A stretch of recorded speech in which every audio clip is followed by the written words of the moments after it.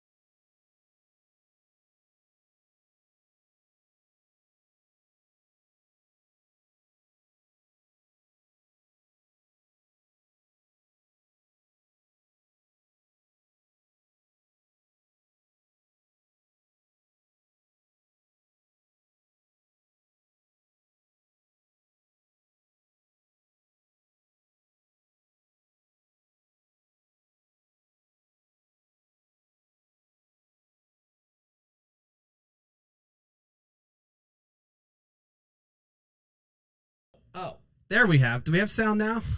God, I think I hit the mute button. I think I'm good. Sorry about that. Welcome to Smashing the Party. As you can see, I probably look a little disheveled and trying to figure this out. Oh, there we have. Do we have sound now? God, I think I hit the mute button. There we go. All right. So, welcome. Sorry about that. Welcome to Smashing the Party. As you can see.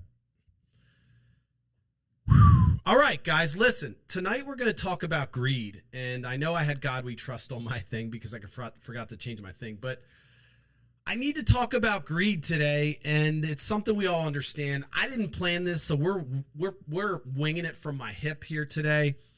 But it's something that, as you can see probably in my face, there's a couple events that have happened today that struck me as worth talking about, and it kind of couldn't get my head out of thinking, but I couldn't stop thinking about it. One of them that I'm going to talk about is something that's happening real time locally, and the other one is something that's happened a couple days ago, and I'm not going to disclose too much information because it really is fresh. But I want to talk about greed because I don't know if you've watched the episode. It might have been when it was really shitty. I mean, it's not like it's great today, but it was way back when. And I talked about kind of my manifesto, this grand vision for America, and we focus on the bottom up. And I talked a lot about incentives. And what's the incentive for doing something? What's the incentive for getting out of bed? We understand these things. We understand greed. There's no big words today. There's no flashy fucking trying to make a big point about Sharia law. This is fucking real shit today. Greed. We all know about it, and we all are a little bit greedy, let's just say. And I don't know if I would call it greed when you're just looking for surviving. But we all have that ability to want something that's maybe that we don't have. I mean, that's part of aspiration, looking up and saying, wow, I can work for that. That's one incentive, that ambition, that validation. There's all kinds of weird ass shit that goes along with like trying to motivate yourself to do things that aren't necessarily bad. But if you look at it, and I'm not Sigmund Freud here, I'm not a fucking psychologist, but if you look down at its core, those are drivers. They're incentives. They're incentives for you to do something. So if you have a dream when you're a child, and you know I will fucking cry when I see a dream sequence. I'll tell a funny story then about that, about my kryptonite, that I can literally be as tough as nails, and instant you show me something where a child talks about establishing and reaching their dream, I will break down like a little baby. I think it's just pure elation that this human being has found their purpose, and it just creates this immense amount of joy that overwhelms me, and it comes out my eyes. True story. So I tell you that because, there's an incentive. There's an incentive for that child. That child has a dream, but there's an incentive. So everything I'm talking about has to do with incentives today. What's the incentive to do something? And if you think about yourself and you think about your own fucking life, think about what gets you out of bed. That's a question everyone's heard. What gets you out of bed in the morning? What gets you in the car to go to work? How do you keep moving? There's a lot of things. Obviously, we have this innate ability or this innate drive to survive. We all want to survive. There's self-preservation. I want to live. Why do I want to live? Well, because breathing is my natural, state. You don't kind of, in a healthy human being, and I'm not going to touch on some of the larger issues. In a healthy human being with, good mental health, you have an incentive to live, and you look around you, it's family, friends, connections, experiences, right? So these are normal. We all have these incentives, and sometimes you can have incentives that are misaligned. You can have an incentive that's fucked up, okay? And so if you think about incentive as being kind of this core brick layer that kind of gives you the magic to do whatever, or the ability or the motivation to do whatever, incentive is everywhere. You can say everything is incentivized in some way. And that makes it sound kind of 80s market-esque, and I'm not trying to be cute or clever here. What I'm saying is I really want us to get to the core of incentives, because as I said before, the topic for the day today is greed. And when you talk about greed, we have to ask, why does greed exist? What incentivizes people to want more than they already have, or in the case of greed, want what isn't theirs and prevents others, or wants more than their share, what they need to survive, while others starve or are less, prone to have access to resources. And so the world spins, money makes the world turn. Well, money's an incentive. Money is the incentive people think about when they think about why I should do this thing.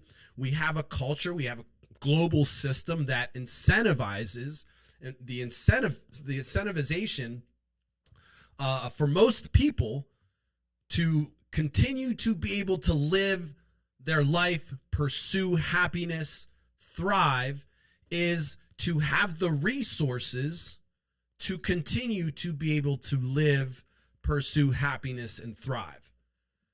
So before I dive into greed, and I'm not a theologian, I love saying words wrong because I read them and I never hear them, and then I have to say them once, and I may have some kind of, if you're a psychologist out there, tell me if I have some kind of aphasia that's undiagnosed, that forces me to mangle words. That's my excuse for today. Either way, we can call it lack of prep. My team's fucking up.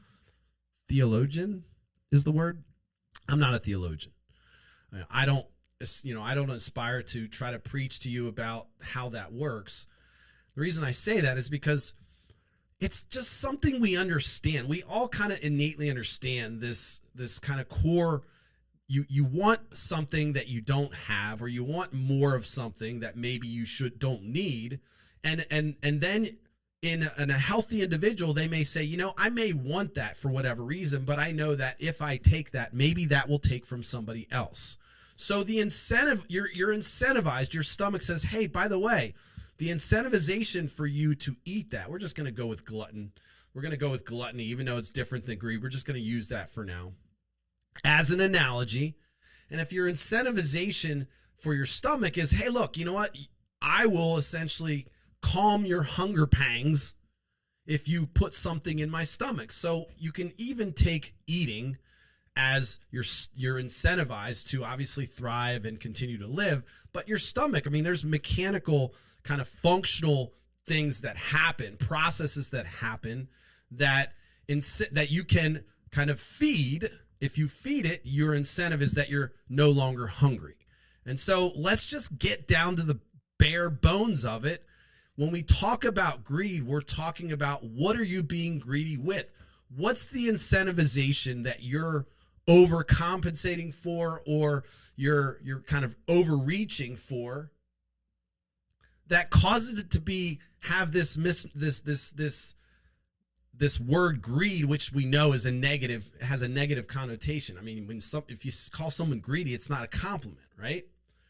So as I'm thinking about this, 2 minutes before I get on live, I'm thinking, you know what? Let's hark back to the incentive pitch that I did a while back. And I think it links with some of the events that happened today that I'm going to talk about. I'm going to touch on them, by the way. You can find out more information. One of them's super sensitive, and I may be overstepping even talking about it now because I don't think the information's public.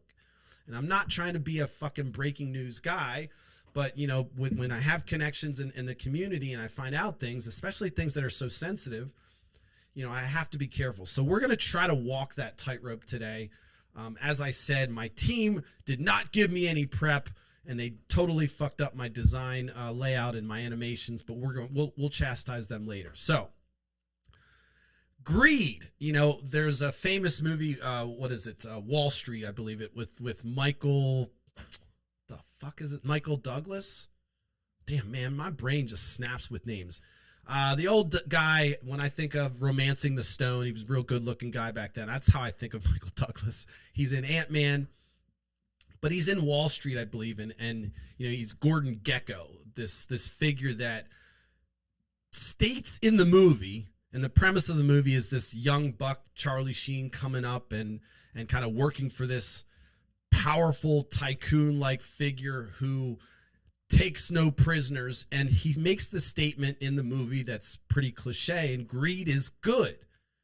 And so what he's saying to Charlie Sheen's character when he says greed is good is he's saying, you know what? Greed is your incentive. If you have enough greed, you're going to work so hard that it's going to motivate you and you're going to put yourself in a good spot. So in that context, one could argue greed is the motivator. Greed is the incentive. So Gordon Gekko just rips off the incentive layers and says, greed is the thing you want. You want to aspire to be greedy. Of course, we know that's fucked up. We know that it's not fucked up and it's not sociopathic if you work on Wall Street, because that is the game. Gain, get as much as you can. Everyone else is doing it. Your peers are doing it. You have to make more. Every quarter matters. Every second matters, because greed is good. And they don't, you know, I imagine that you walk into a firm in Wall Street and they're like, hey, we want greedy motherfuckers. But they want hungry motherfuckers. They want folks that are going to do the dirty, nasty stuff of cold calling and all the crazy shit that may go involved with trading and doing these things that what people on Wall Street do, which again is not hard work. Let's be clear. Don't think these people on Wall Street are working their ass off. If you're fucking, you know, building trailers or building houses or a plumber or an electrician or a computer scientist or a teacher, you're working just as hard as these motherfuckers that are hoarding resources. So we're never going to call people billionaires and millionaires anymore. Millionaires we're okay with, I guess, because at this point inflation's made millionaires where you might need to be a millionaire to live in California. And that doesn't mean you're being greedy. But we're going to call billionaires from this point on going forward wealth hoarders, because that's what it is. And in my opinion, there's nothing that captures greed more than a billionaire in today's society, especially when they can walk outside and see the things that I see and you see in your local communities where people are homeless and starving and all fucked up. And then you're sitting there on your fucking high horse, sending dick-like figures to space, walking around. Of course we know you got fucking hair plugs. We have the fucking video. We have you in the McLaren saying, wow, this is a fast car and your hairline's back here. But of course your $1 billion can fix that. Meanwhile, you make statements, this wealth hoarder makes statements saying that, you know, $50 billion, I could reduce world hunger or obliterate world hunger. That was a statement this guy who I had made investments with at the time. We know what I'm talking about. I just don't want to say the word. It's kind of like it has a musky taste and smell to it. But to make a statement and say, you know what, I could solve world hunger and then send your, your fucking big old dildo up to space. And I make that reference because why, it's a rocket, and of course it's phallic, and of course this is like an extension of their small penises in my mind. But you have to be a small person to have that much wealth to want a bigger and better yacht while people also, are starving. And you can say, Nate, well, you're not doing shit. I will tell you. I will tell you, as somebody who's made significant amounts of money, I was so fucking crazy shocked. And this isn't, this is my show, so I can talk about myself, but I was so crazy shocked at the idea that at that income level, someone would have a problem paying more taxes. And I just remember thinking that, and I think that today, I was at a very high income at that time, and I'm like, okay, take $25,000 more from me a month. I don't care if my neighbor doesn't make what I make. If it gives my neighbor health care, it eventually comes back to me. So the way I looked at that incentive was, hey, you know what? If everyone would think like this, the incentivization would be different. We wouldn't want to have we would have less desire to have what the neighbor has in some cases because we're equal. We're thinking, hey, you know what? I'll give a little bit up for somebody else. It's called community. Social studies folks will know that this is called social contract. You have a social contract that you're a part of when you're in a civilization. And so what greed does is greed fucks up that contract, because greed isn't just about the folks that are greedy. See, greed actually takes from other people. And this is why greed is different than gluttony. Gluttony does the same thing. You could argue that somebody's eating food that belongs to somebody else, but it's not really that cut and dry. Gluttony is really just you just loading yourself up until you're sick and overweight and obese and everything else. So you're really killing yourself. The problem, though, with greed, and the Gordon Gekko reference I made, is when you have this philosophy that greed is good in that movie, for instance, you're saying, you know what? At all costs, get as much as you can. Fuck everyone else. That is essentially why greed is so fucked up. Otherwise, we call it ambition. Think about it. You'd say, you know what? Greed is just you going out there and getting as much as you can, and you're not taking from anyone else. So therefore, what's the problem? If you're not taking from other people's resources, perhaps you're creating it, and you're greedy because you want to continue to create something. I would argue I wouldn't call that greed. I would call it ambition. And that's really what Gordon Gekko was saying. But that nice twist of saying, you know what, greed is good. He was saying, you know what, the next guy might tell you that motivation's good and having goals and dreams. I'm saying that thing that people say is bad, that driver, that is the thing you want to aspire to. So he cut right to the chase and said, your job is to essentially take as many resources as possible and take them from anywhere you can. That means hungry hippo that shit. Am I dating myself? Is that game still a game? Please leave a comment right now. Is hungry hippo still a fucking thing? If not, let's bring it back for adults. That game was the shit. And there's a lot of life lessons to be learned in that, right? You need to be a greedy motherfucker. For those of you who don't know what Hungry Hippo was, it was a tabletop game for children where it had 4 hippos on each side. And you had this little press or this button kind of shaft thing that you sat there, and there were marbles in the middle. And your job was to take this hippo, and it had this mouth that would grab the marble and pull it back. So you were fucking banging on that shit, getting those hungry hippo, and your job was to be greedy.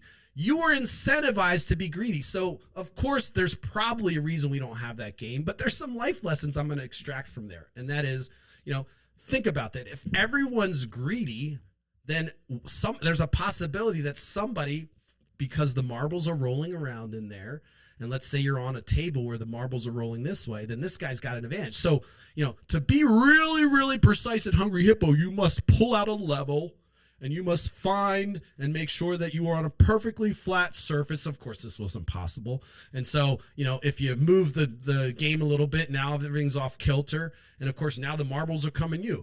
So what can happen in Hungry Hippo if you're on a table that's a little bit offset to your advantage is that there can be somebody that gets no marbles.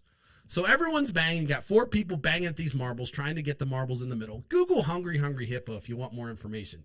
Dope game. Totally probably annoyed and drove people crazy, parents crazy, because you're just got 4 people banging on the table, and you're, it's, and your job is to get those marbles as fast as possible.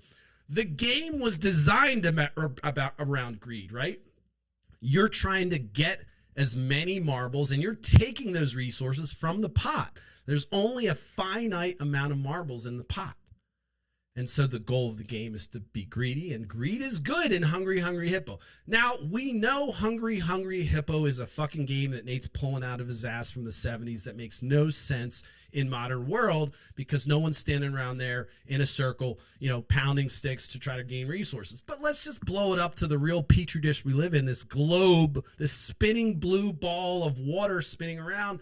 That's the fucking game board of Hungry Hungry Hippo. Those resources that we have on this planet are really the core commodities of resources. And then we've built these layers of paper currency on top of it. We've tried to map it to these resources that exist. For instance, we had a gold standard, and you got the libertarians still living in that world and all this crazy shit. Yada, yada, yada, blah. We could go on and on about crazy currency systems. But the core of it comes down to incentivization. Imagine if money wasn't an incentivization, and you had no currency, then there would be something else that would incent, if you will, people to do things. And I don't even know if that's a word, but if it's not, let's fucking call Oxford and put it in. I want to incent this thing. I don't know, whatever. But you get my point. Let's back up a little bit, because I know I went on a little tangent. Got excited talking about Hungry Hungry Hippo. And I kind of rolled right through the Gordon Gekko and just blended 2 metaphors. I got the 2 metaphor blend prize, as somebody posted on a Facebook feed today, because I said something clever, and they were like, ugh. But I was like, yes. And then I threw in alliteration. Motherfucking Google it. All right. Anyway, so in the movie where Gordon Gekko has said greed is good, he's stating and kind of wrapping up, and the kind of drawl of the movie is that there's this struggle of what happens when you chase that dream. And of course, I don't want to spoil the movie, but of course, bad shit happens on this journey of Charlie Sheen as he goes. There's conflict, there's resolution, the normal 3-act story, whatever it is, hero's journey, I think you would call that one, or the self-awareness journey. And he ultimately, his greed ends up causing effects on to other people. And again, that's a core component of greed, is that it's not about the individual performing it. It's actually a social contract that was broken to say these finite amount of resources, we only have so many marbles in the game, and we're going to create a system where we're allowing people to have a bigger hippo, and they can hoard them, and we stand by and watch while they hoard. And what happens to greedy folks and greedy folks in our system and people that are okay with this philosophy is that you have the concentration of resources. You got one motherfucking hippo with all the marbles. And that is good if you're Gordon Gekko at the top and you got all the marbles. But what about the families and the businesses and all the folks out there that are being distracted and misaligned and misguided to do the wrong thing so that he can pad his pocket, because any loss of theirs is a gain for him? And so you have this, I'm going to get a little fancy here, you have this zero-sum game. That's a term that's used in game theory that says, you either win or lose. It's zero sum. You add up all the components and basically it washes itself. So it's a term that you can Google as well. But greed doesn't work in a system where you have social contracts. Now, let's just do the little math dance I like to do of induction, which says, let's just imagine there's 0 people. Then if there are 0 people, greed doesn't exist, right? Because there's no one hoarding resources and no one taking from. And I would argue that if you're the only person and there's one person and you have access to the entire planet, there's no way you can be greedy. Now, you can probably, maybe burn the place down. But if you're the only person on the planet and you're just taking all the resources and putting them in your tree or your whatever your cave is, and you're going through the world and you're hiking and you're just, you can continue to collect and you're not that's not greed. Now, once you add another person, that's when it becomes greed. And that's when it becomes malevolent, bad, not good for business, no, spanky, you bad, you no do. I don't know what accent that is, all right? Maybe it's Italian, I don't know. I didn't prepare, okay? Deal with it. But this idea of greed is relative to the amount of people involved, okay? And then when I started talking about incentives, greed is this incentive from Gordon Gekko's mind, but greed is not the incentive. It's the effect of believing that you need more and disregarding your fellow human being. So now in my example, we have two people. Of course, we know if one person's hoarding all the resources, the other person's fucked. It's the same thing and when you go to n to infinity. So now we have 100 billion people and we have a couple people that are hoarding resources and it prevents other folks from having those resources. That's greed. In my opinion, that's perfect definition of greed. I think I've done, almost like an academic, review, a presentation of greed. Jokes aside, pat yourself on the back, Nate. What a soliloquy.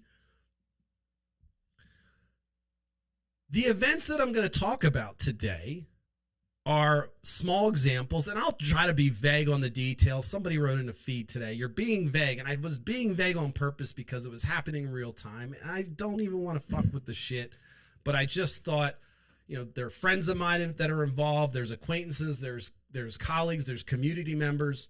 And so it just dawned on me that this concept of greed is pervasive and it needs to be broken down. And I think that we're going to use this as a reference point to talk about other things. Because when you start to look at some of the things we talk about on this show, which includes the ability to chase life, liberty, pursuit of happiness, I link them to education, I link them to healthcare, I link them to not being imprisoned, and not profiting off of somebody else's imprisonment.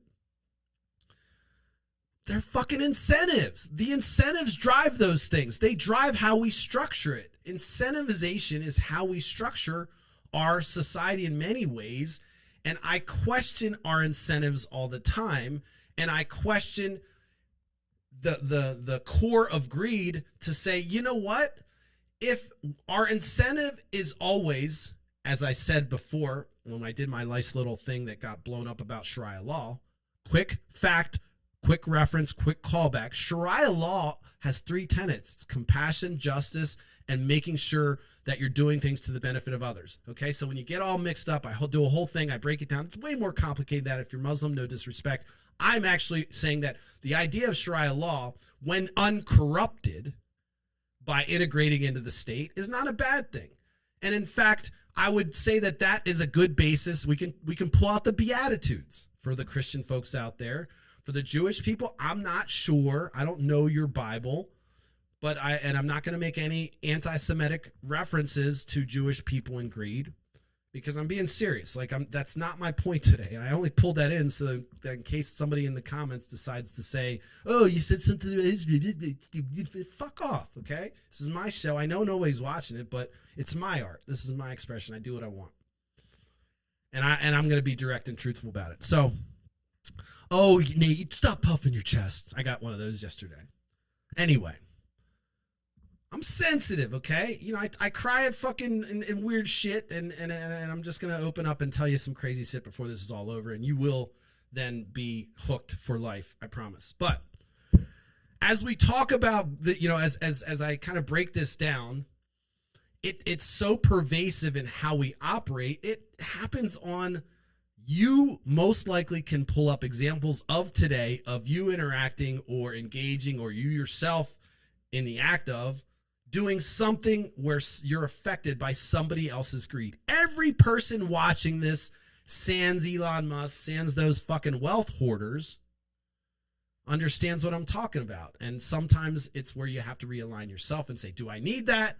Is it something I want? Do I absolutely can't survive without it? Or am I just feeding my fucking an ego and wanting more than I have? And during that act, reducing the ability for somebody else to have something. That's the core of greed. So let me just back up a little bit and summarize some of my points because this is totally coming out of my ass. We've got incentivization, which is an underlying kind of twisted form. When twisted, could be considered, greed, depending on the incentivization. According to Gordon Gekko, that ambition, your incentive. What's your incentive? Why are you doing it? And then I also want to just make sure that we kind of look at the social contract. It's not just about you. With my example about 0 people, there's no greed. With 1 person, there's greed, right? Or sorry, with more than 1 people, you can have somebody being greedy. If you're sharing the whole earth and 1 person takes more than half, you could say, why are you taking more than half? Why not split it down the middle? Now you have 3, it gets more complicated. Billion, oh my God, a centillion, whatever. So now if you have that person that started out being greedy, this family, whatever is this entity, and they're continuing to collect resources, you can see how that's going to fuck up other people's lives.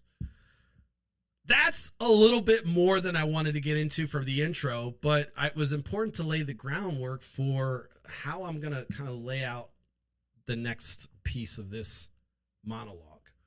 And that is to get specific about these instances. And one of the instances that happened today was there's a location, well-respected location, being certainly up-and-coming location that's doing great. They kind of took a sore spot, a sore location that wasn't doing well, that had some reputational issues, and they flipped it on its head. And they made it a hot spot, a cool spot, and I'm not making names. I'm not going to say any names here. But then it turns out that the folks that kind of funded it decide to disregard the human factor, make changes. They've seen now that the reputation of the place has been nullified. Okay, they're not stupid.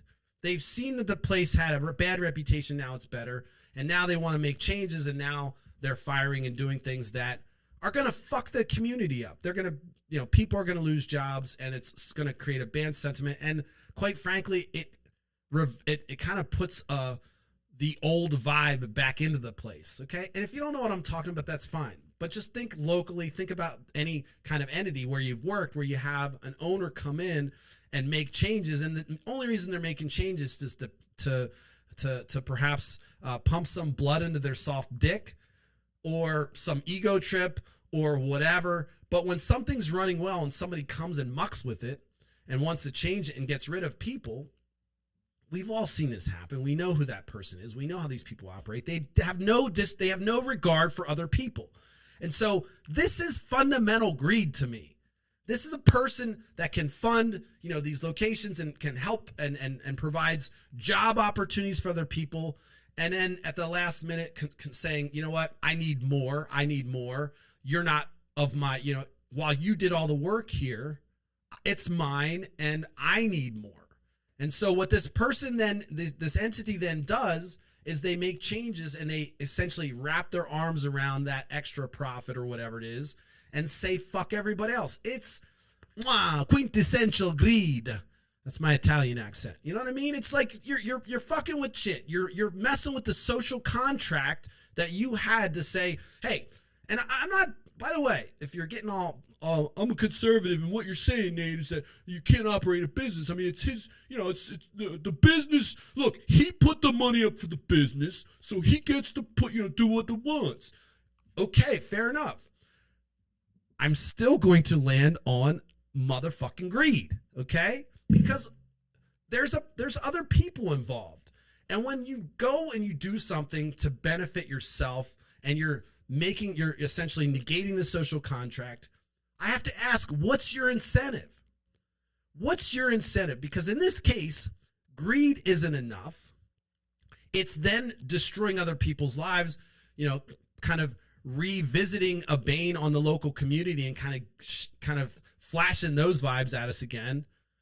And so it's rippling right now, and it's a hot topic. And I posted some things. You can go check out my feed. It's happening in real time. And I may get off this and get a call and someone say, dude, what the fuck? But you know what? I'm using it for content. Fuck off. Okay. It's good shit. I joke, but it's a real thing. And I don't want to throw somebody specifically under the bus. People can figure out what they want. I'm not here to, I try my best not to kind of poke fingers directly, especially local community. I mean, when I do riffs on the cops, if you're a cop and you're watching this, I don't hate cops. I like people that are cops. I know people that are cops. I don't hate them. I hate the institution.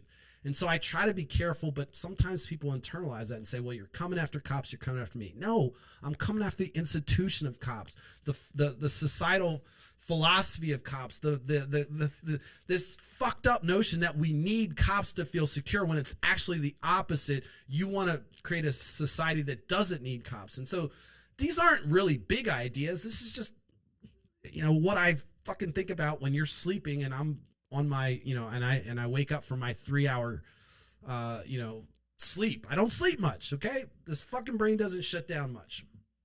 And so it's a curse. But I say that because it's so easy to see how when we did my example of N is 0, because there are other people, it'd be different if it was, a small thing and it was like, all right, I want to change things up, or I want to do things different. It's my money. And, I'm going to communicate this. We're going to walk through, I see the value in these other humans. I see what they've built. I see how hard they've worked. And so I'm going to incorporate that into my drive. You may say, you know what, Nate, that's why you're not a billionaire. That's or a wealth hoarder, and so on and so on. But quite frankly, I don't give a fuck. That would be how I would handle the business. I'm fucking running a business. I fucking own a business, and I've got people working for me, and I have these grand ideas how to change it. I mean, this team was there with me. I'm going to take this team with me. If you've ever worked with me, I kid you not. I am the type of manager that thinks about the folks that work with me. I may be a prick and you may not like me, and I may have been a complete debauchery in my 20s and 30s. But that was my behavior. It wasn't who I was, and it certainly doesn't define me. And so I will tell you that that humility, believe it or not, you're thinking, you're not humble. I swear to God.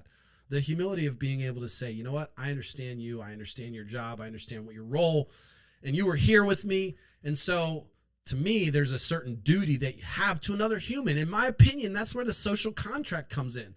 And if you know me, I'm kind of awkward in public and I'm not that great. And, now that I'm not drinking like I was, I'm finding that, kind of alcohol was something that would allow me to be more social. And I'm figuring that out, by the way, but I'm a little awkward and quirky now. I'm not autistic, but I don't want to, fuck with the folks that are in that game. But I certainly have and can, I would say probably I'm introvert expert. My point of all that, you didn't come for the goddamn Nate show, right? Or you did, but you want to hear me get spicy. I'm just trying to help you understand a little bit of my philosophy and why this kind of gets under my skin, and quite frankly, why I'm trying to make these analogies to then be useful when we talk about other things. I know that I said a lot and I really said nothing there. So I'm trying to provide a framework so we can reference it and talk about it later. So far, let me stop, pause, gather my thoughts. So far, we've talked about greed. I've talked about incentive. I think I did a decent job explaining that greed is a social a break in the social contract, and it's not really greed if it's only you existing, and greed requires other people to be involved for it to take place. Okay? I think that's kind of where I'll leave that. So now the event that I'm talking about is something that happens in your neighborhood, happens in business, all over the place. You have folks at the top scraping the top, making changes to continue that, instead of sharing that benefit with employees, or even continuing to allow that business to provide the jobs for these employees and those folks that build it, operate it. Look, it's very common. It happens. And if you're on the side of, oh, I'm an MBA, Nate, you're an idiot, and fucking I'm conservative and yada yada, or even you're liberal and just don't know what I'm talking about. We all know this situation. Don't act stupid. Don't play yourself. Don't fucking stand on a pedestal and act like you don't know what I'm talking about. It's where people build something and they build it for one incentive only, and it's for themselves or for vain or for whatever. Their incentive is wrong. They're incentivized by currency. They're incentivized by bullshit. Maybe the fucking yacht, maybe the fucking BMW, maybe they need 2 cars, maybe they need a Tesla, an F-150, and a fucking Lamborghini. Okay, you can say that. To me, that's greedy. But my core point is the incentive is wrong. They did it for the wrong reasons, and we know this story. There's movies about it, doing something for the wrong reasons, and all hell breaks loose. Well, that's the case often when greed comes into play.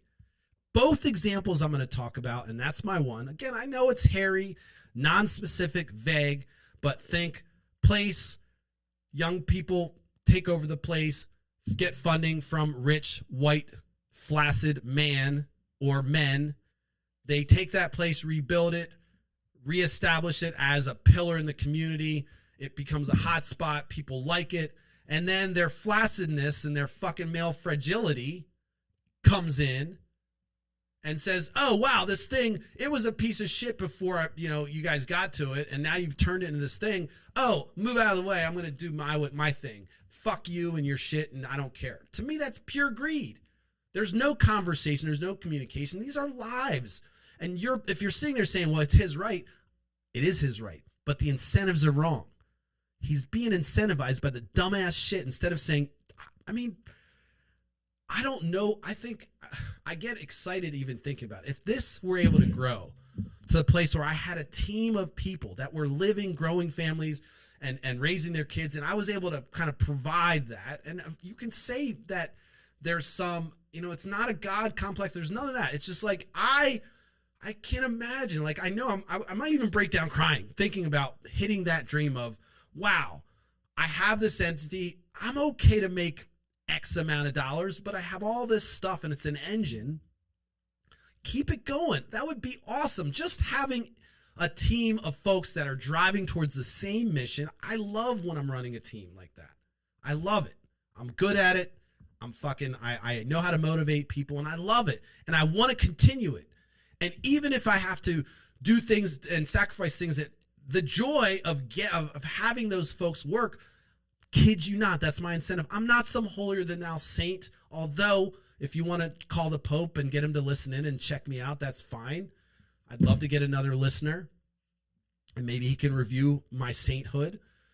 But in seriousness, the incentive for me to grow this and do that, or to be at that place, would be to continue this fucking happy group, this social contract that I've kind of created. And this, in my opinion, I feel okay saying I created these jobs, but I didn't create these jobs to walk around and say, hey, look at all these jobs I created.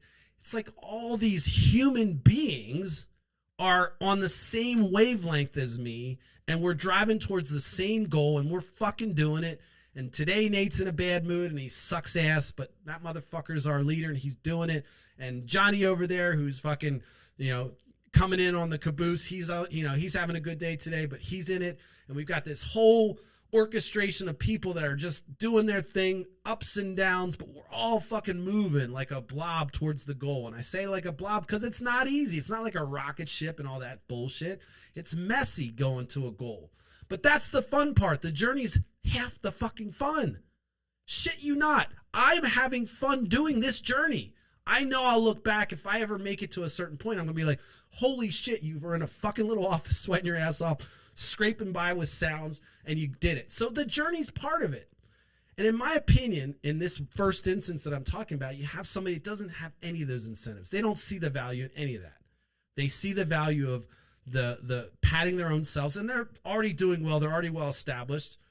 And they've decided to say, fuck all these people, these lower class people. That's what the fuck you're saying, that you're better than them and you don't know better. They did all the labor, they did all the work, and now you're just going to strip it and make it your little baby and stand as if this is your fucking little, Well, guess what's happening?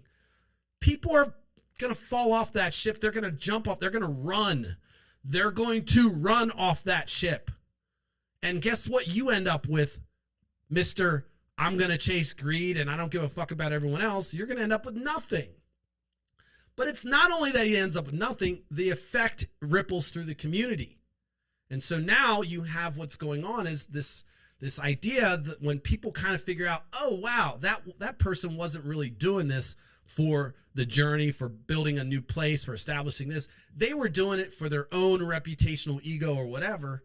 And now all these people are going to be left without jobs, and that is fucking pure greed. And it's because one man has done it for the wrong reasons, or a partnership, or whatever it is. And it's affecting people. And this is happening in real time. I can get off this and everything could be fine, which is fine. It's still a fucking great example. So, but I think that's relevant to talk about greed in that context because it's affecting other people. The second thing is a little bit more personal, and this is a little bit more hairy, and I have to be very careful what I say and what I don't say. To talk about greed. One of the things that I've had to deal with in my life is mental health in different capacities. In my own life, in my personal life, my birth mother had schizophrenia and mental health issues. She put me up for adoption. It's the core reason why she put me up for adoption. Okay? You probably knew that.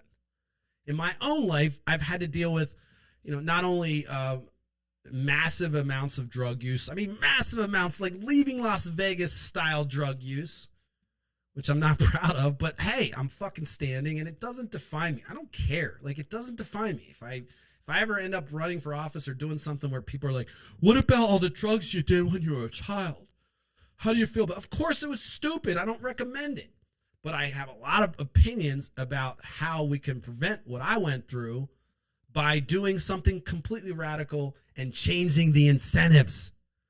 So today's kind of topic about greed is deeper than that for me, in that it focuses, it's something that I can kind of use to talk about all the other things I'm really driving to change here, and that's the incentivization of what we're doing. What is the incentivization for doing XYZ? Well, when I worked for Big Pharma, I realized that their curve that they wanted, they're never going to be incentivized to cure something based on their data analytics and the way they process data. When a curve goes like this and a profit falls off, how do we keep that going? Let's get them to have to take a pill for the rest of their lives. Ooh, I like that. You're going to see a lot of this bullshit. Diabetes is a perfect example happening in real time. By the way, if you're watching, lovely sister, I spoke with mom today, and Jesus Christ. So diabetes is affecting my family in ways that, I'm not going to put anything out there, but I'm probably breaking HIPAA, but family members have diabetes, and there's there's things that happen that are severe that can happen when you have diabetes. My birth father, I'm adopted, my birth father died of diabetes. So diabetes is something that, as I made changes to how I consume alcohol, I also have to make changes to how I consume sugar because I don't want to be diabetic, and it's a predisposition. I don't know how I got there. How did I get on that rant? Sometimes I need to I wish I had a real-time map that would just say, how did you jump from there to there? Because then I could just jump back instead of talking and stalling until I get back to my original point, which is what I'm doing right now, which is the incentivization. Okay. So, when I worked for Big Pharma, the incentivization was to keep that curve and just give people a pill. That's better. That's their incentive, is profit. Again, we come down to profit. Ultimately, a lot of greed typically is tied to profit or currency or money, because that resource is in the system. And folks think, oh no, you're not taking money, you're not taking resources from other people. Yes, you are. You're taking capital out of the system and hoarding it. As a wealth hoarder, that's what wealth hoarders do. They hoard it. Oh no, they buy yachts and they hoard fucking money. They have way more than they need. Stop. Don't make excuses. I had somebody really smart. I went to same alma mater, I believe, and they made this argument that was simping for billionaires. I was like, are you fucking serious right now? They're in a different class, bro. I mean, even if you get to that point, honestly, if you get to that point and you haven't seen a problem with that, I have to question, you just going to get up there and just leave everyone behind? Mind blowing. I have a different incentive. I would like to see everyone thrive. And why that is, I told you, the kryptonite of seeing people happy, it breaks me up. I'm going to break real quick and then I'll get to the rest of that story. But I want to tell you a little anecdote that I found funny, and maybe you'll find it funny too. You probably noticed if you watch the show, I paint my nails, I paint my toenails. I don't give a fuck. I'm not trying to, I actually think it's fucking cool and I love it. I'm kind of excited. I'm going to the beach soon and I have a nail salon that I go down. They're fucking great. They love me. It's kind of a fun time. And I go in there and I'm going to get my shit done. Say what it is, but it's dope. And quite frankly, the ladies like it too. So, like Prince said when they asked him why do you wear high heels? He's like, because the ladies like it. I like it. I like the style. I like the fact that I can change it up. Dudes, if you haven't gotten a pedicure and a manicure, go do it. You don't have to paint your nails. But these people sit in a chair and you get a massage. I feel like this is a secret that men don't really know, that you get a massage while these people do all kinds of cool shit to your feet. I mean, it's mind-blowing. It's awesome. To me, it's amazing. Why was I telling you that? Why did I want to tell that? Oh, tell you the funny story. And this is just kind of an anecdote that just helps you understand the weirdness of my kryptonite where I kind of melt down. So the kryptonite videos that will break me down in any case are the Golden Buzzer videos of the American Idol shows. I know, right? Or any show where the person's sitting there and they're saying, all right, I dreamed for this and I've dreamt all my life to be up here on stage and I wanted to meet you, Howie or Simon, and I'm here and then I'll just lose it. And then they perform and they do this awesome thing and they're like, you know what? And they all get up there. It's like, we're going to send you, boo, and the confetti falls. And I'm like, ah. So at the nail salon, I go in, I'm sitting with my wife, I sit down. They start doing it. It was all male that were working on us. There were men working on our feet. And there was a translation. I believe they were Vietnamese. And they were talking amongst themselves. And, of course, I look up at the TV and my wife looks at me. We catch eyes. And what do they have? They have on the YouTube, like the aggregation or like the compilation of all the Golden Buzzer fucking moments, and they have it on this screen playing while I'm getting my feet rubbed by this dude.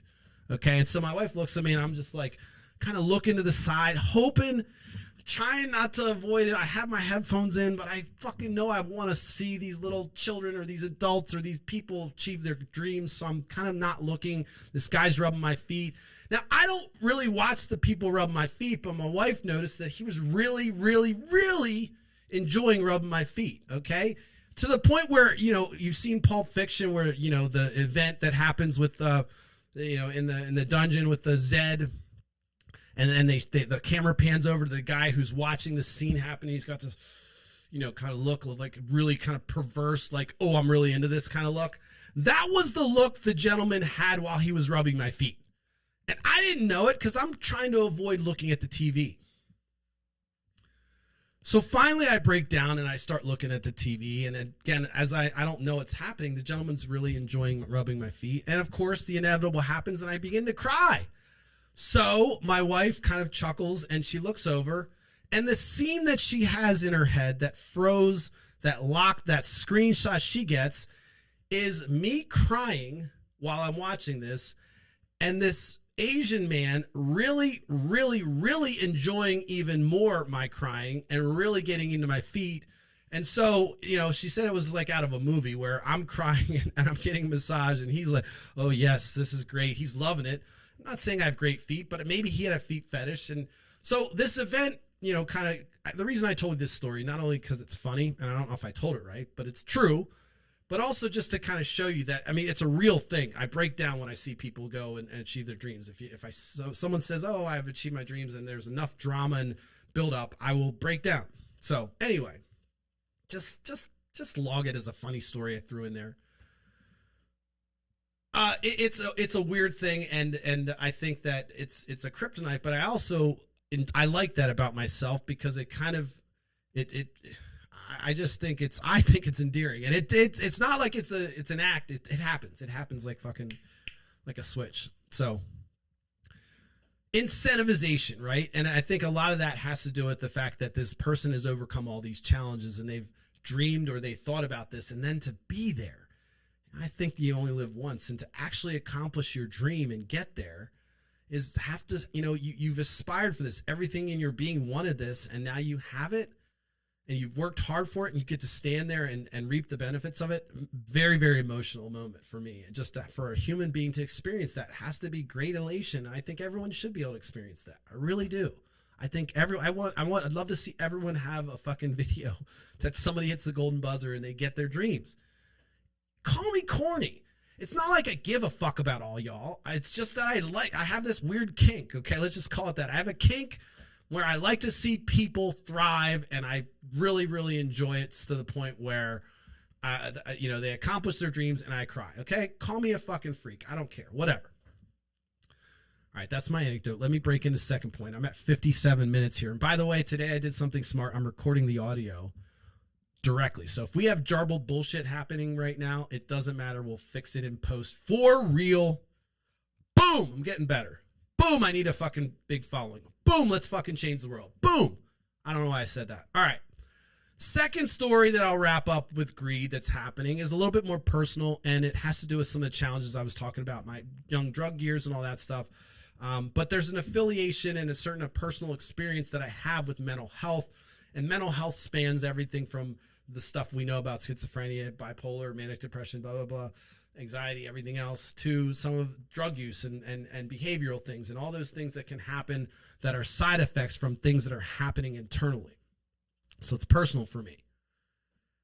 And when somebody goes out and tries to build an establishment to do that, it's a great thing. You're building a place that people can come to, and they can come to it and they can get the help they need, and they're doing the right thing. And now you have this entity that's not only, providing people the ability to reach their dreams, but you're fixing people. You're not fixing people. You're providing the environment for them to fix themselves.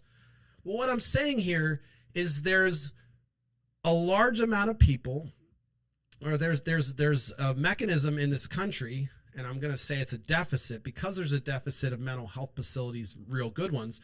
It's fairly easy, and this isn't to slight any of the the drug rehabs out there, but it's a very lucrative endeavor if you're able to establish with some rapport a treatment facility. And there's nothing wrong with that. I'm happy that there's an incentive to get there. The problem I see is when we have profit as an incentive for healthcare, and I'm not saying mental health care, I'm not saying drug addiction, I'm saying when we have profit for the global healthcare, shit's gonna fucking go ornery all the time. Something's gonna crack, because ultimately there has to be a decision to quantify whether you are going to seek profit in this case or seek the human factor in this case. So you may not think that, but on a larger scale, you're like, Nate, hold up. Doctors take the Hippocratic Oath, and they swear by their nature that they're going to serve and do everything, and they're never going to harm, and yada, yada. Okay, again, this is bigger than just doctors and the Hippocratic Oath. This is talking about systems that are designed and incentivized to continue to get that green oil, get that dollar. It doesn't matter about the doctor, how noble they may be or how evil they may be. The system they're working in has money at the core of its incentive.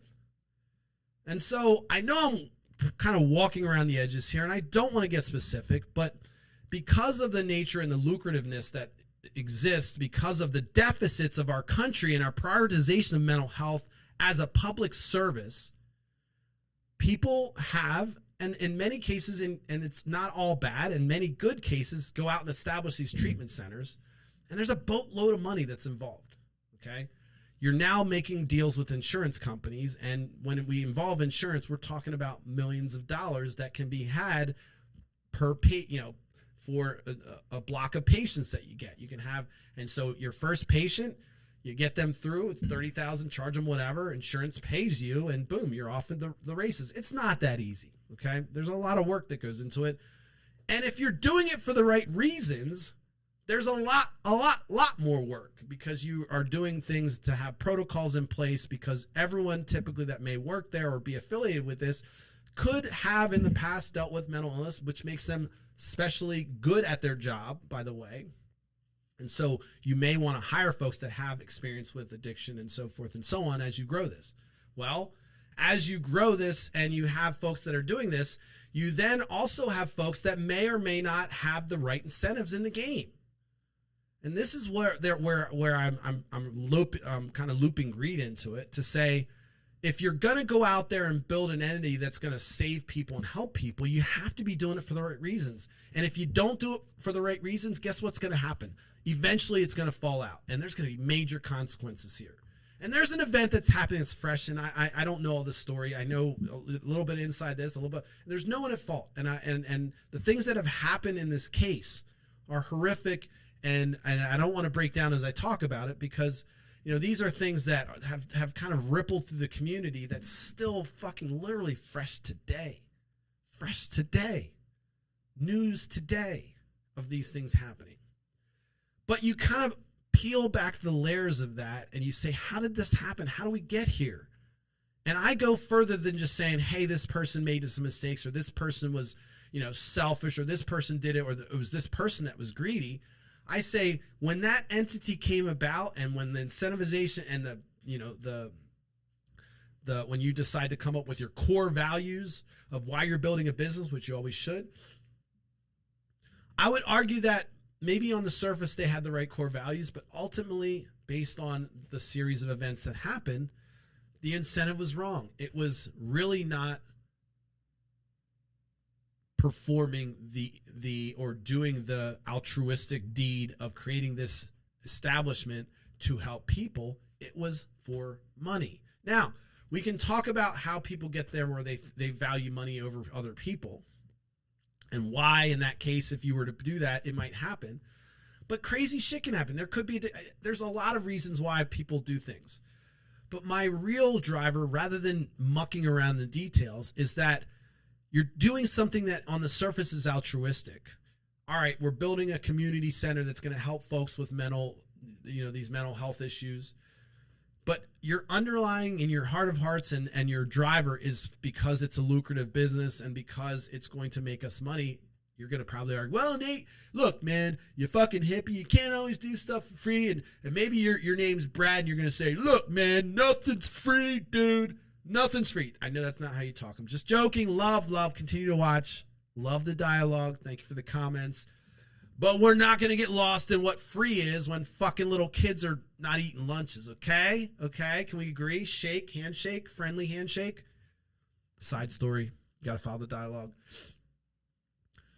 But this issue that happened and that's kind of fresh in our community right now, it breaks my heart because it's not necessarily their fault. And you're saying, well, what do you mean? No, I'm saying the systems we have incentivized. There's a deficit in mental health right now to the point where it becomes lucrative to create these entities that may or may not be run with the right protocols and may or may not be run with people with the right emotional intelligence, and all fucking hell breaks loose. And not only does the centers close down and all kind of shit happens, but you're talking about people looking for refuge, looking for that last bit of hope being thrown out. This is devastating to the community, devastating to professionals in the community. And I don't want to get specific, but it's bad all around. But before I point blame at individuals, I look at the system they're working in, because sometimes, it's not the Hitler excuse of I was just taking orders, but it's like, I have no other options. I tried my best to do this with good intentions. And of course, there's this larger component where you're having access to all this capital and you're dealing with all this stuff, and maybe you're not emotionally ready. And look, there's some personal responsibility. I'm not offloading that into the system. Personal responsibility exists for every fucking thing I talk about. Perfect example, somebody doesn't go to the doctor and they have the ability to go to the doctor. There's a personal responsibility. It's not the doctor's fault when they get there and their fucking shit's all fucked up. The doctor can't fix everything. There's personal responsibility to get there, right? So I'm not offloading the personal responsibility of the individuals that have this good intentions to create this center on the surface. And maybe underlying they have a little bit of sway on the other incentives. But when we have a system that's in place that doesn't have a solution for a problem that's vast, that's comprehensive, that we have to use terms like pandemic, opioid pandemic, and we don't have a fucking answer for it. What the fuck? Engineer Nate stepping in. We're coming in to fix this. Get the fuck out of the way. First off, mental health is not stigma. You got a problem? Cool. We'll high five you about it. Everyone does it. Everyone does it. We start rolling out children videos. Everyone has a shrink. Everyone has a shrink. I don't know. But we're making it so fucking normalized that it's like, oh, you don't have a shrink? Oh, you got to get one. It's the fucking best thing. Whatever. But I would love it to be so normal. It's like, oh, yep, I broke my elbow. I got to go get the cast on it. Yep, I had a bad week. I'm fucking seeing my shrink or blah, blah, blah. Or, you know what? I'm having trouble with seeing things and I need to take medicine. But hey, you know, I'm lucky that I'm alive. And and you make it so that I know it's just, this utopia and you're like, dude, come on, you're dreamland. But why not? Why not dream big? Why not look at what could be perfect and aim for that? And aiming for a perfect system would be to change your incentives, to remove the desire for greed, or the greed becomes so, it's no longer greed. It's a competition for how many fucking thriving human beings I can create. I'm not all over the map. If you watch this again, I promise you, even though I didn't plan for it, my brain's telling me that the point's there and all the things I'm saying are here. In this instance where you have, these entities popping up that are inside a system that has a deficit, that there's no social contract. These are mini tiny private social contracts doing all over. Why are we allowing all that money to be left on the table and all these things? Why not pull that resource together, have a unified don't bring your choice arguments here. Stop the choice bullshit. If you have the best, there's no choice. You go with the best. If you have the best of the best, why would you choose something else?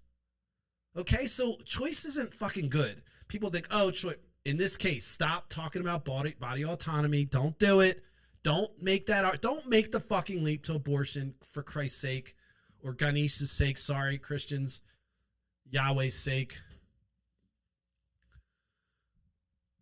So, backing up, the incentivization is the larger component of greed that exists. And so what I'm talking about is creating a system, a larger system, bigger than this entity, that we all share a social contract, shared risk, and build the best of the best of the best.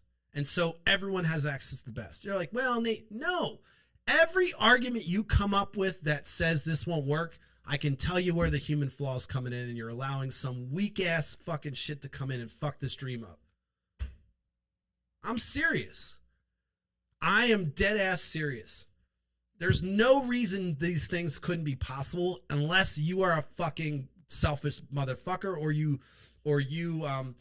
if you take an academic approach, which I'm hoping after I'm dead, somebody actually thinks about some of the things I said. I swear to God, I'm happy to. I know it sounds weird, but I really do think largely about these things in ways that probably are more macro than most people, because I just do. I don't. It's not a pat in the back. It's a curse in many ways. I'm fucking always thinking about dumb shit. I can't focus on details sometimes because I gotta understand the whole picture. So it's not just me patting myself, but it's also something I've learned to appreciate about myself. I've been told that I'm not allowed to self-deprecate, and I do that too much. So there you go. That's a pat in the back. I'm pretty good at looking at the big picture. I would say I'm pretty excellent at it, and it can be to my advantage to do that, and it helps me to be able to look at systems and see things that other people can't. And this is where I would argue that there's some intelligence in this knucklehead. Okay. And that can separate me. But then if you're working in details, I may look like a complete idiot because I'm like, I don't care about that. Just get it done. Get somebody to do that. It's not because I'm too good for it. It's just like, that's just a little tiny sliver of this thing. I need to grab the whole thing. I need to fucking grab that whole motherfucker and embrace it and understand it. It's just how I operate. And that's what I'm doing here is I'm saying, look, both, the first one was more of a specific case of greed. But the second one, we have something that, has all the attributes of greed. You have more than one person being involved. You have resources being taken from other people. And then you have a major fallout that happens that ripples through the community that cements the awfulness of the effects of greed. And I'm going to back up and just as I close this, make the argument that I'm not blaming. There's no one. It's a sad story all around. It's a sad fucking story. And it continues to be sadder as it's revealed. And there's a lot of pain, and no one should be called or shamed based on things that happen. You can argue that they've made a mistake, but I'm going to go a little bit higher level and say, no, they may have been flawed human beings in some aspects, but they had great intentions. I love what they were doing, but how dare us allow someone to create or how do we get to the point where we allow a system that's so shoddy that people can actually have to make phone calls? True story, personal story. Actually, I sleep with her. Okay. Hey, I really want to get help here. No, we don't accept your insurance. Bye. Click. You fucking serious right now? Are you fucking serious? I only found that out today, that there was a phone call that happened that said, seeking help. And I have permission to talk about these things for my significant other, but it's like, holy shit. Wait. So now we're quantifying, yep, you want to save your life. You're actually doing the fucking hardest thing and reaching out to us. Hey, we don't take your insurance. Sorry. Fuck you so fucking hard. And I'm so fucking lucky because, I mean, what if that could have been the last call? Oh, a denial and boom. It's real serious when it's in your life. It's real personal and it's a real thing. And the events that happen today are real fucking shit. And I argue that we've allowed ourselves to live in a system that we've fucked up our incentives. The incentives for that kind of place should be, we're the happy humans. How many fucking happy humans do you crank out this month? How many fucking we're a fucking happy human. We're a happy human widget factory. That's the fuck we do. We crank out happy humans. What do you mean profit? I don't care. We lost money this month, but we cranked out 50 fucking thriving, happy human beings. Fuck yeah, motherfucker. Fund that shit. Keep going. That's the fucking incentive. I don't give a fuck about your loss. I don't care that you lost money. Oh, here comes Brad again. Well, Nate, nothing's free. Nothing's free. I got 50 fucking happy human beings that have way more economic value than the things that you just lost. So fuck your profit. Fuck your profit.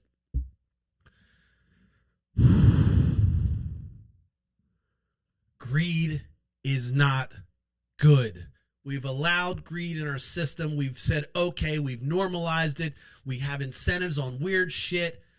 We have incentives on healthcare that have nothing to do with health or whether you're happy or not, whether you're a happy human being. Let's get back to making happy human being widget factories. I don't give a fuck about your dollar bills, yo. I don't. Had my wife made that call and decided to take too many and do something else, I'm lucky. I want a system that there's no denial, there's no rejection. That phone call is the hardest fucking thing for someone to do. It happened behind my back with all the fucking shit going on. They make that fucking phone call and they get a no? Get the fuck out of here with that shit. No, not in my system, not when I'm re-architecting this world, when I'm the benevolent dictator you didn't know you needed. We're fucking changing shit. We're doing North Korea style fucking Nate says the rule is it happens, and I'm the benevolent dictator you need. I don't give a fuck what your dollar bill says. And no, you can't pay me off and you can't buy me. We're getting this done. The only measurement I have is how many fucking happy human widgets did we create this month. That's the incentive I want to see. And guess what? I'm greedy about it. I'm so greedy. I'm taking resources from everybody that has resources, with the only driver being happy human widgets coming out of my factory. What are you going to do about this greed? Is that greed?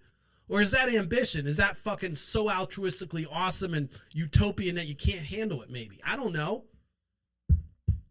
Look, I'm going to wrap today. I know I'm winging this one. I'm already an hour and 16 minutes in. I felt inspired to talk about greed today because of these two events, and I think that we can all relate with the incentives that we work in that you're working in, that we're living in. We all know how this system works. So the big dollar ultimately says it's totally true in the system we live in. If you have enough money, you can have more happiness than somebody else. Fucking, that's so bizarre. That's even a possibility. Why is money, this thing we made up, the thing that you aspire to get more happiness? Although I would argue that as somebody that was homeless, I know it was better when I had money. So when people say money doesn't bring you happiness, to a certain degree, they're correct. And even this story, when you dig into the details, is, that's validated. But to say that it doesn't bring some relief and alleviate a lot of problems is total horseshit. And it's kind of more of a marketing term that I feel like rich people make people say, look, man, you don't need a lot of money to work for me. Money is not the key to happiness. You don't need money. I'll take all the money. And so then you're happy. You'll find happiness without money. Come on. Stop playing yourself. So in summary, today I riffed right off the hip about greed. I fucked up my fucking placard in my digital presentation, but I hope you got something out of this. And if you want to dig into the details of the stories I'm talking about, feel free. I'm not going to respond to inquiries about it or provide any details. And if you think I'm vague, I did that on purpose. Something real and fresh like this that's happening in real time, literally some of these events happening right before I got on, I'm not going to divulge. It's not my duty. I'm not trying to do breaking news shit and fuck people's lives up and putting shit out there. It's easily findable on the internet, and you can do your own research as things evolve. I may have to make a correction on some of this stuff, so who knows? But I did use it for my content, truth be told, and I feel that I made a point to demonstrate that our incentives are, if you're gonna work within a system where the only incentive is profit, bad things are gonna happen, because you're gonna have bad actors and bad character that walk into places maybe not necessarily wanting to do bad things, but because the incentive's wrong, they're going to lend to bad results. Think about that. Think about the incentives of why things happen, and start to break things down. You don't have to be meta all the time like I operate in this fucking cloud aloof area of life that people think makes me a little bit fucking wacky. You don't have to operate there. But start questioning things and start questioning the systems we live in, and at least look at them and understand how they work and why they're built that way. The more people that understand the wrong incentives we have, the easier it's going to be to change these things. And of course, not to miss a beat, I'm talking about what I would love to see, what would change the fabric of America, would be public health care for everybody. I made the argument when I talked to my mom today about it. A certain scenario came up, and we were talking about some things, and I made that argument, and I wasn't trying to be political. My mom's and I's relationship is kind of dynamic, good and bad in some ways. Love her, raised me up, but it can be combative because there's a lot of personality. I kind of learned a little bit from her. I told her today I think that I learned her management style, which is effective and direct. She ran a tight ship and didn't take bullshit. I didn't like it at the time, but I tend to be that type of manager when it comes to it, with a little bit more altruism. I'm sorry, Mom, but I think I'm a little bit nicer. Anyway, I had to improve what you worked with, all right? So think of it as a compliment. I took what you gave me and I improved it a little bit. Anyway, I don't even know if my mom watches. I think one time I saw that she was watching it. It kind of tripped me out, so I kind of don't even want to know. I don't want to think about that. I don't want to think about it. It's too weird. All right. So in summary, we talked about greed, incentives. It's fucked up, and it really can kind of lends to the next argument of, okay, our incentives are wrong, so how do we fix it? We can talk about that stuff down the road. We can talk about some of the solutions, but I'm going to come back and reference this thing, probably cut it up and slice it up when I get my producer and editor and all the folks that are going to be coming at the end of the year once you guys get me to 1,000. Hint, hint, get me to 1,000 on YouTube. We're gonna, hey, when the clock strikes 6:30, babe. Time to get those 1,000 followers. Ha! It's a good time. No, I'm kidding. But when I get to that point, it'll be nice to reference this. And I really, truly mean it when I say these are the things that I think about that are weird and quirky, and it may or may not make sense to you, but I love breaking it down, and I'm hoping you were entertained today. I love the fact that you guys are here. Look, stats are good. Things are good. The only thing I need you guys to do today, if you didn't enjoy it, is leave a comment and tell me how awful it was.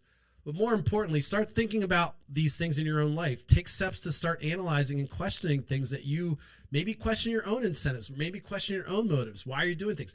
Maybe you'll listen to this and you'll say, you know what? I don't even fucking like what I'm doing here because the incentives are all fucked up and I want to change jobs. So maybe you're inspired to change your life from this. Maybe you're inspired, which is even better, to change someone else's life along with yours. Or maybe these are just thoughts of grandeur and I need to get on some kind of manic depressive medicine to calm my delusions of grandeur.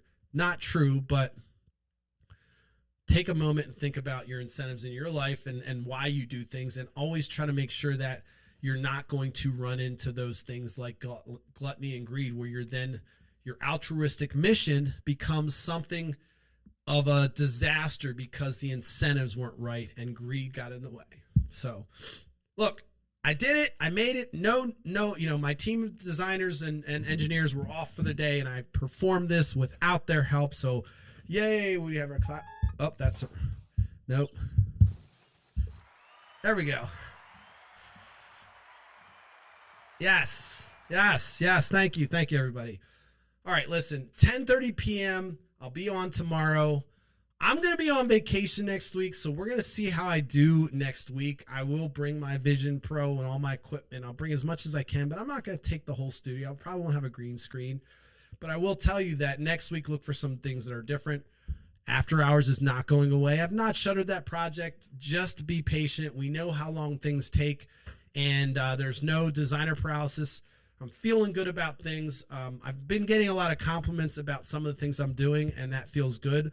I'm not letting it get to my head, but I do appreciate the support so much. I really do. And as if you watch this, you're like, oh, you're so fucking stupid and this is weird. Look, I think that too. I have to tell myself, is this really fucking weird what I'm doing? Is it kind of awkward? And am I just making a fool of myself? And people kind of watch it just to give me like, hey, throw me a bone. Those are the doubts I have in my head. And whenever I have those doubts, some event will happen that kind of encourages me to press on. And not only do I, let's just talk about the incentive for why I do this. I told you the largest incentive for me has been my mental health. I do know that I need to gain followers and to make this something where I can maybe see it in my lifetime.